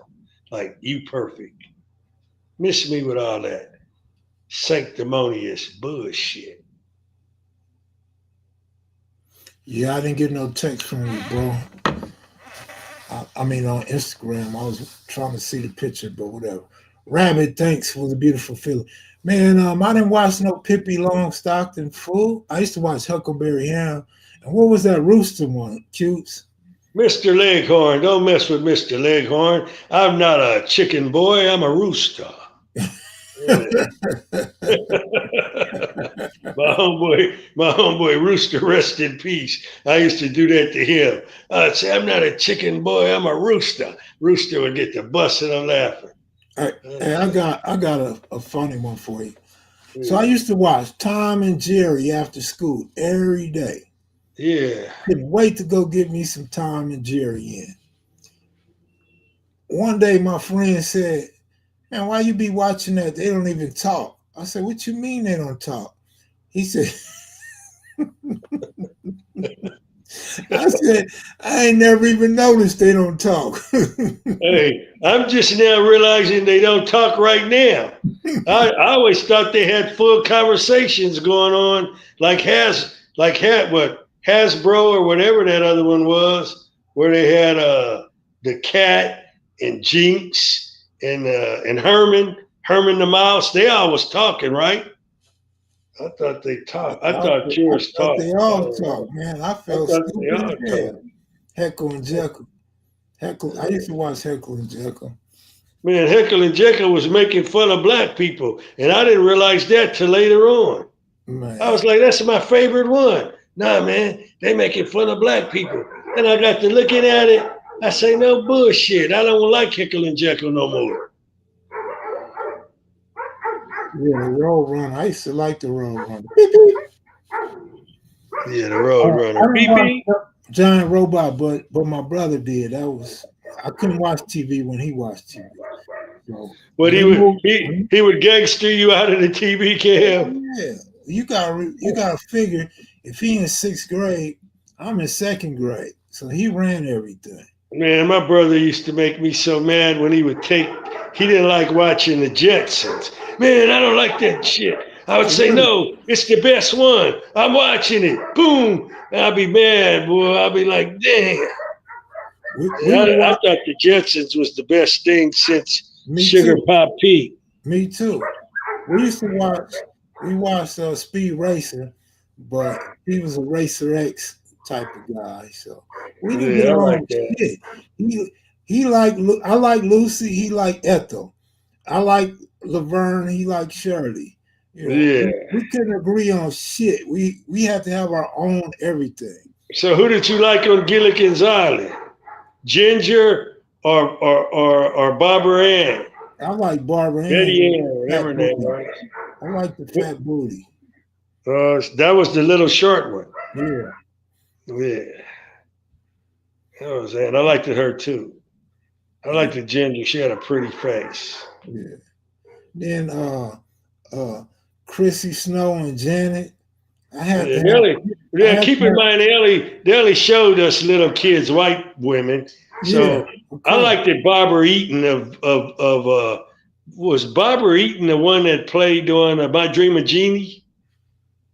Yeah, because Elizabeth Montgomery was Bewitched. Yeah, I that was love be it. Bewitched. I Yeah. would look at Bewitched and I say, man, look how pretty she is. And my mother said, what did you say? I used I to like said, I Dream of Jeannie. she's beautiful. I wanted to be in that bottle, homie. I used to want to get in that bottle so bad. Oh yeah, Barbara Eaton was fine. She Yeah. had that little cool little bed where she be leaning on it and have on her little see-through veil. I would always swear I could see more than I could see with that on. Oh, Yeah, I she remember sagged her. in here. They That didn't was show one. They didn't have no program with a fine, sexy black woman back in the 60s, 70s. You couldn't no, see none. no. None. You wonder why these football players, as soon as they get $1 million, they don't want to share it with a downtrodden sister. They want to go and give it to an upper echelon white girl who could go on her ride, regardless of that dude showed up or not. But he don't want to, so that kind of frustrates me there. But you can love whoever you want. But if I ever make $1 million, I'm gonna take a sister on the ride with me. That's for damn sure. You guys naming black women, but they wasn't on those sitcoms. I don't remember Foxy Brown and Jane Kennedy when I was a kid on a sitcom. No, Jane Kennedy was on Wide World of Sports, and Foxy Brown. We didn't see her until we were grown. Oh, he meant Foxy Brown in the black exploitation films, the Yeah, police lady. yeah. Okay, but that was a little later on, bro. And that wasn't when I come home and oh yeah, Yeah, Thelma. They had good times. They had Thelma. you had to spend $250 to see Foxy Brown. Yeah. You got to go to the show. Yeah. What was that? L.A. Theater? Oh, you had to go to the state or the world, go State. downtown Yeah. and fight brims at one, and then Yeah. the The other one state. was your Crip show. And that was a trip. When I was a kid, we used to go down there to the state show. I used to hear about people be fighting and shit. I wanted to Yeah. see it, but half of me was scared. Half of me wanted to see the squabbles, but I didn't get to see the squabble. So remember, they had an arcade down there where you had the pinball machines. Yeah, and you could play quick draw, put the gun holster on and draw against the quick shooter. Yeah, I would see teenagers get their squabble on, man. Yeah, we would fight all up in there, all down the street on Broadway. Broadway. Hey, notice how antique Broadway was then. The highest building wasn't no taller than what, 50, 60 feet, huh? It Yeah, was a low yeah, skyline. yeah. It wasn't no high skyline. I That Broadway hit the wrecking ball. That ain't Broadway no more. man, cute's tales are so lucid. How about? Oh man, no, not what's her name? Diane Carter. Uh, is that her name? Wonder Woman. Diane, the first Wonder Woman, I don't know. I just knew that fine one. the fine one was the one that would come on once a week after the Bionic Man. Yeah, yeah. Yeah, she Hey was man, tough. she was Linda Carter. She was fine, dog. Yeah, Linda Carter was fine. Man, man, I used to look at them legs and the short shorts, be like, damn. But my brother was on Daisy Duke though. I like a lady with fat cheeks. I don't know Yeah, what it is. I like yeah. a woman that got a full face. I don't want to see no bones in your face. I want to see some chubby cheeks, and when you smile, they look kind of round. Like I like that. I In like a the woman house who knows at 8 o'clock. who ain't afraid to eat. I had to be there to see $6 Million Man and Wonder Woman, no doubt about it. Yeah, one of my brothers liked to watch Team 29. I say, I'm not watching that shit. Team 29. I like TJ Hooker. I'll go watch me some TJ Hooker because he would throw his baton. I say, You didn't yeah, watch Charlie's Angels? man, don't let me tell you about Farrah Fawcett and me, boy. Don't make me go there. Shoot. Hey, that Charlie never would turn around and show his face, man. I couldn't figure out who Charlie was until Dynasty came on. And somebody said, that was the voice for Charlie Angel, that dude right there. And I'm locked up in jail, and I say, no shit, that is the voice.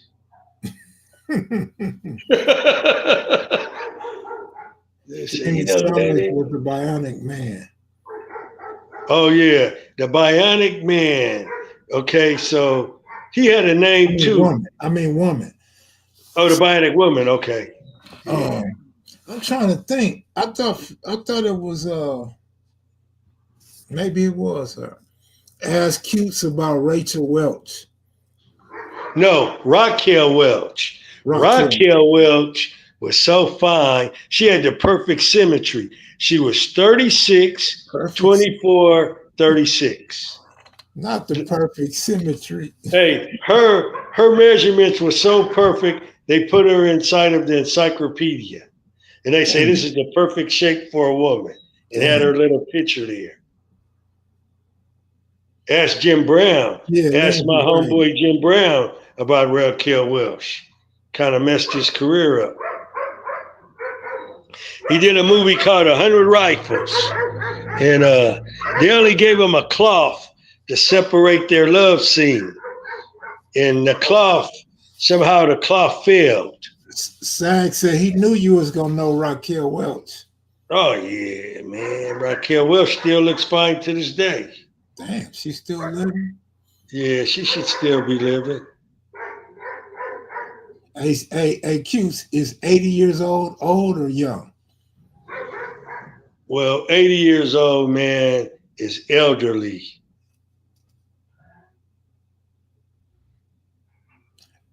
Hey, But elderly people should be respected. because my sister seen that AC passed, and she said, "Dang, AC was still young at 69." Yeah. AC carried himself young, too. AC had young conversation. Nah, Melvin Farmer ain't no 80 years old. Where you get that from? Melvin Farmer can't be no more than 68 at the most. Homie got out of. Hope he's doing good.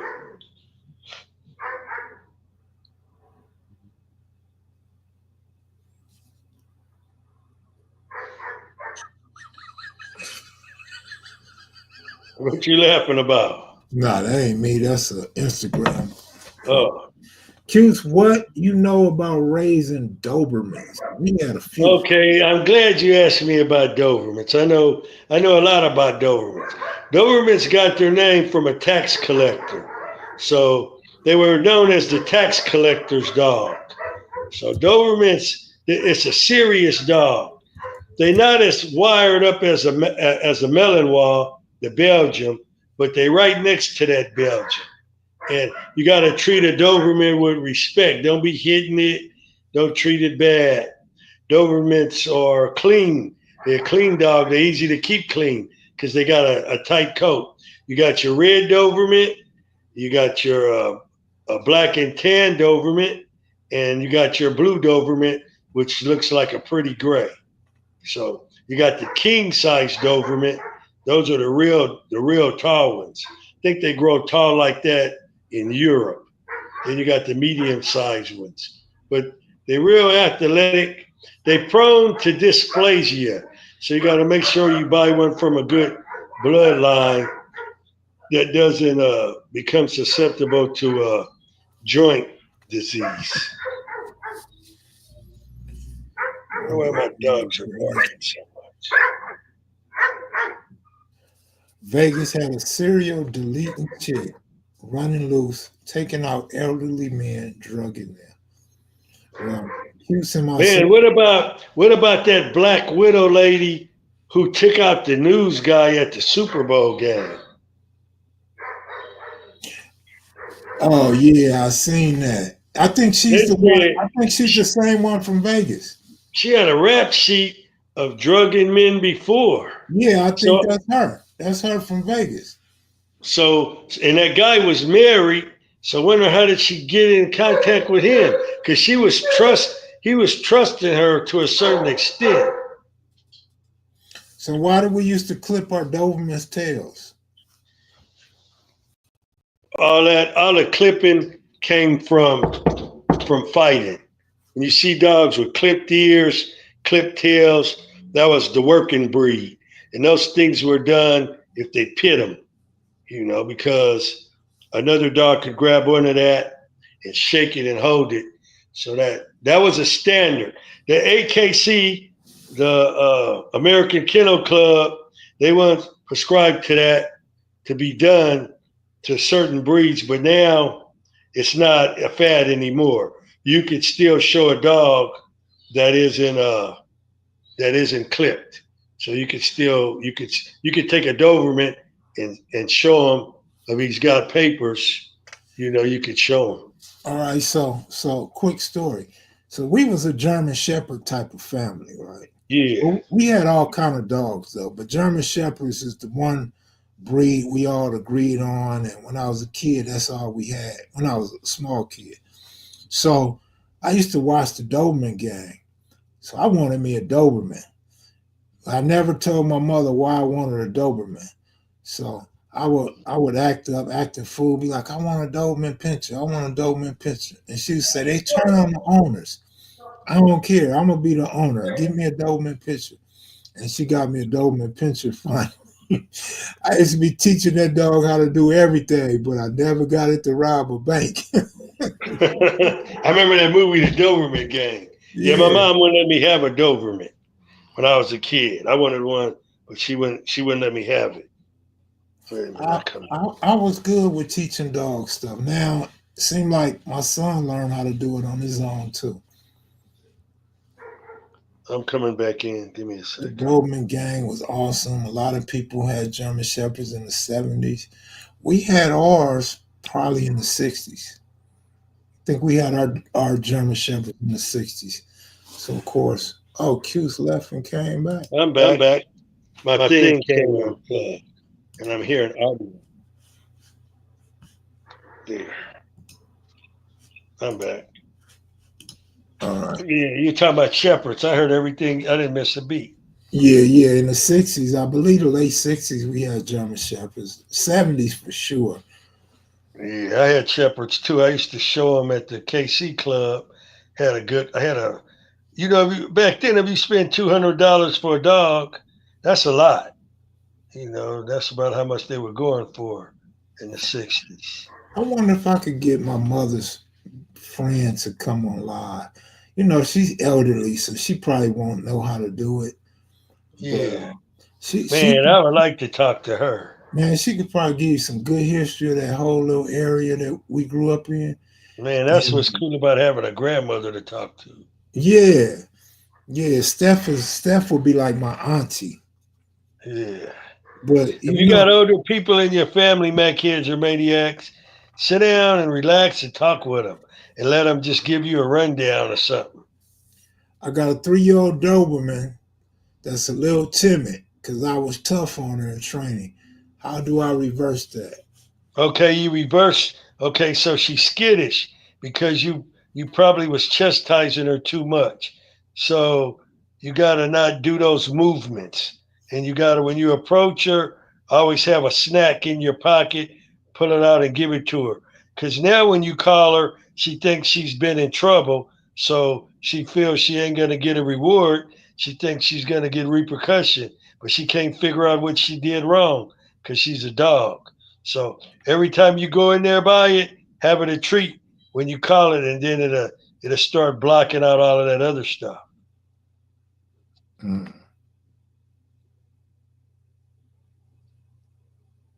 Sometimes I get down to their level too.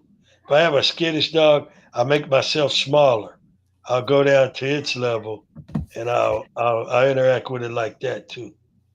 But you Kevin can Peach, easily look get it up. out of that though. But it takes a few months. But you got to do the behavior to do it. Somebody said look up Big Gemini Kennels when you get time. The owner Okay. is a brother named Andre from LA. Cool dude, awesome story time.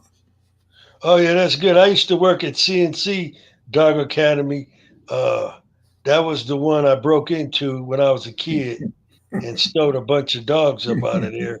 Me and little Tookie. One day I'll come on and tell you guys the story. And Mr. Cox, he owned it, so he ended up marrying Tookie's stepmother, and they ended up having a big kennel right there in on El Segundo, between Normandy and Hardale, I think it is, somewhere right around in there. It ain't there no more, I don't think. They said, she said, Monique Hill, what's up? She said she spelled her Nikki with two K's. Nikki with two C's is about her crepping. Oh That's a yeah, that's full what's up. circle story. Awesome. Who knew the most about dogs, Cutes? And well, I think I was pretty good. My auntie knew a lot. Tookie knew a lot. Uh, Donna Archie knew a lot. And who else was good with dogs? Chucky Madison was good with it. Oh, Perry Manuel. Perry Manuel probably is number one. I used to want to be better than Perry, Oh but yeah, yeah. Perry was known for the dogs. yeah, I think Perry was me and Perry was neck and neck. Really? Yeah, yeah. Well, Perry would tell you. you was in them dog shows, so I don't doubt how good you was with dogs. Yeah, me and Perry Manuel was probably neck and neck with it. He had a reputation for them dogs in the 70s. Yeah. Um, yeah, we was just talking about the Dobermans robbing banks. Joker asked, "Did you ride motorcycles or mini bikes?" Well, we started out. See, we were the kind of kids who got off these bicycles early, and because all the kids in the back streets over there by Hooper, down on Central, these teenagers were making motorbikes. So they were welding two back rims together. They would cut the sprocket out of the bike, put a plate in between there, put a Brigg and Stratton in there, drill some holes in it, get a pulley, put a fan belt around that second rim that you cut off the other bike and chop the spokes out of, welded it to that back rim, widen the back of the bike, and now you're going down the street with a motor and you're on the governor. So we watched this stuff when we were little kids. So we started getting on these motors real early, man. So mini bikes was a luxury because first there was motorbikes and then the mini bikes came. But yeah, everybody had a mini bike and go karts. And but now you look around, the generation gap. All these grown ass kids, they ain't even kids no more. They on damn what's that skateboard, bicycle, uh, earplugs in their ear. They ain't even motivated. Hey, They what's not, that dog food called? Uber Nuba? oh, that's new. Uber Nuba's new. Yeah, Back in the yeah. day, it was Somebody Dr. want to know. Ross. Yeah. Somebody want to know how to get his dog size up besides dry kibble. Oh, you gotta go to get Quaker oatmeal. You could feed your dog Quaker oatmeal. You could feed it rice. That you could feed it chicken gizzards. You could feed it liver. You could feed it chicken feet. So that'll get its size up. And you got to get it worm. So go to the vet and get the worm pills. Because sometimes a dog ain't gaining weight because he got internal parasites.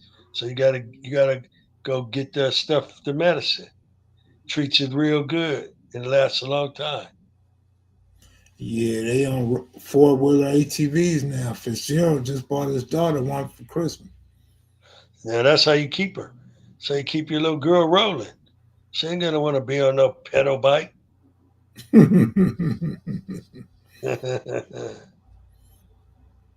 He said, I watch these dudes on YouTube build and ride trikes, big wheels with motors. It's okay if you put a motor on it, I guess. That's what I'm talking Yukonuba. about. Yukonuba. Yeah, you could noob. I heard of it. I like Purina dog chow. All I right, like. David Huda, you know I always leave right after you leave. But thanks for hanging in there for almost 2 hours. Oh, for sure. He's the one Well, that shot you something, Cubes. oh, that's cool, man. I appreciate it. What's your favorite cars, Cubes? Well, I'm one of the youth at the time when I was a youth to get a car real early. So the first car I got, I was going to Horse Man. I was like 14. I got I think the first car was a '62 Chevy. It was either between that and or the '65 Malibu. So I got the Malibu, then a Chevy. So it was the Chevy and the Malibu. So my favorite cars are Chevys. But then since I got all of these Chevys, 6'4" Chevy, 6'1" Chevy from Cheatham, then more Chevys, I kind of burn out on Chevys, right?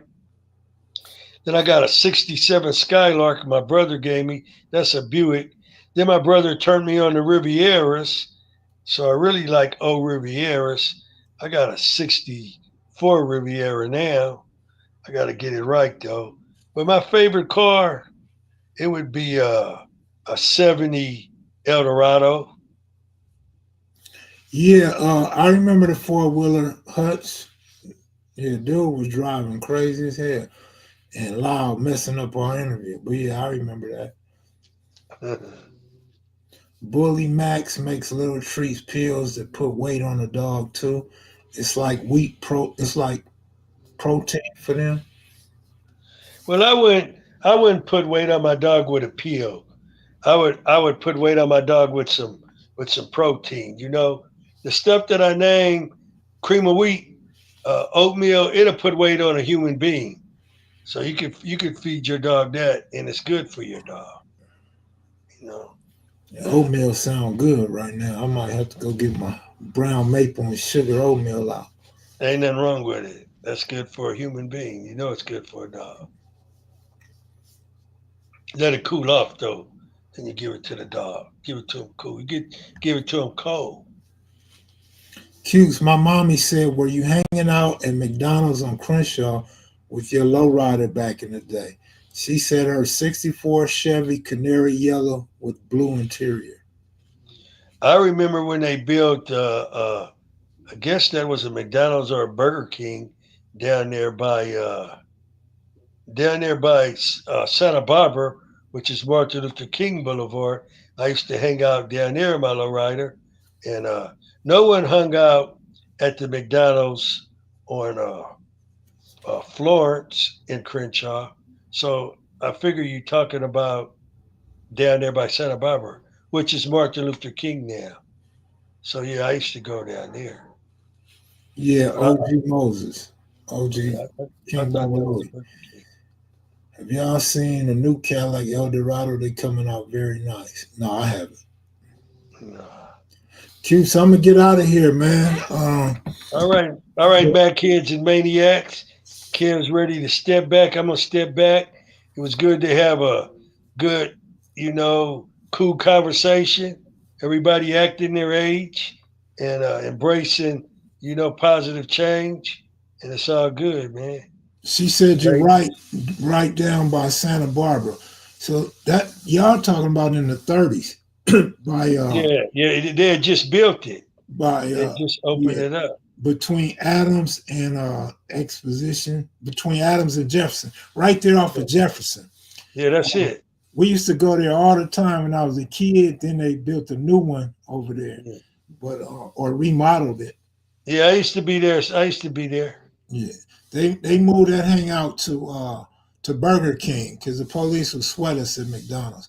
Yeah, So well, it was everybody, two. It was literally two parking lots over there. yeah, McDonald's had a parking lot, and then there was a bigger, expanded parking lot that was bumped right next to it. yeah.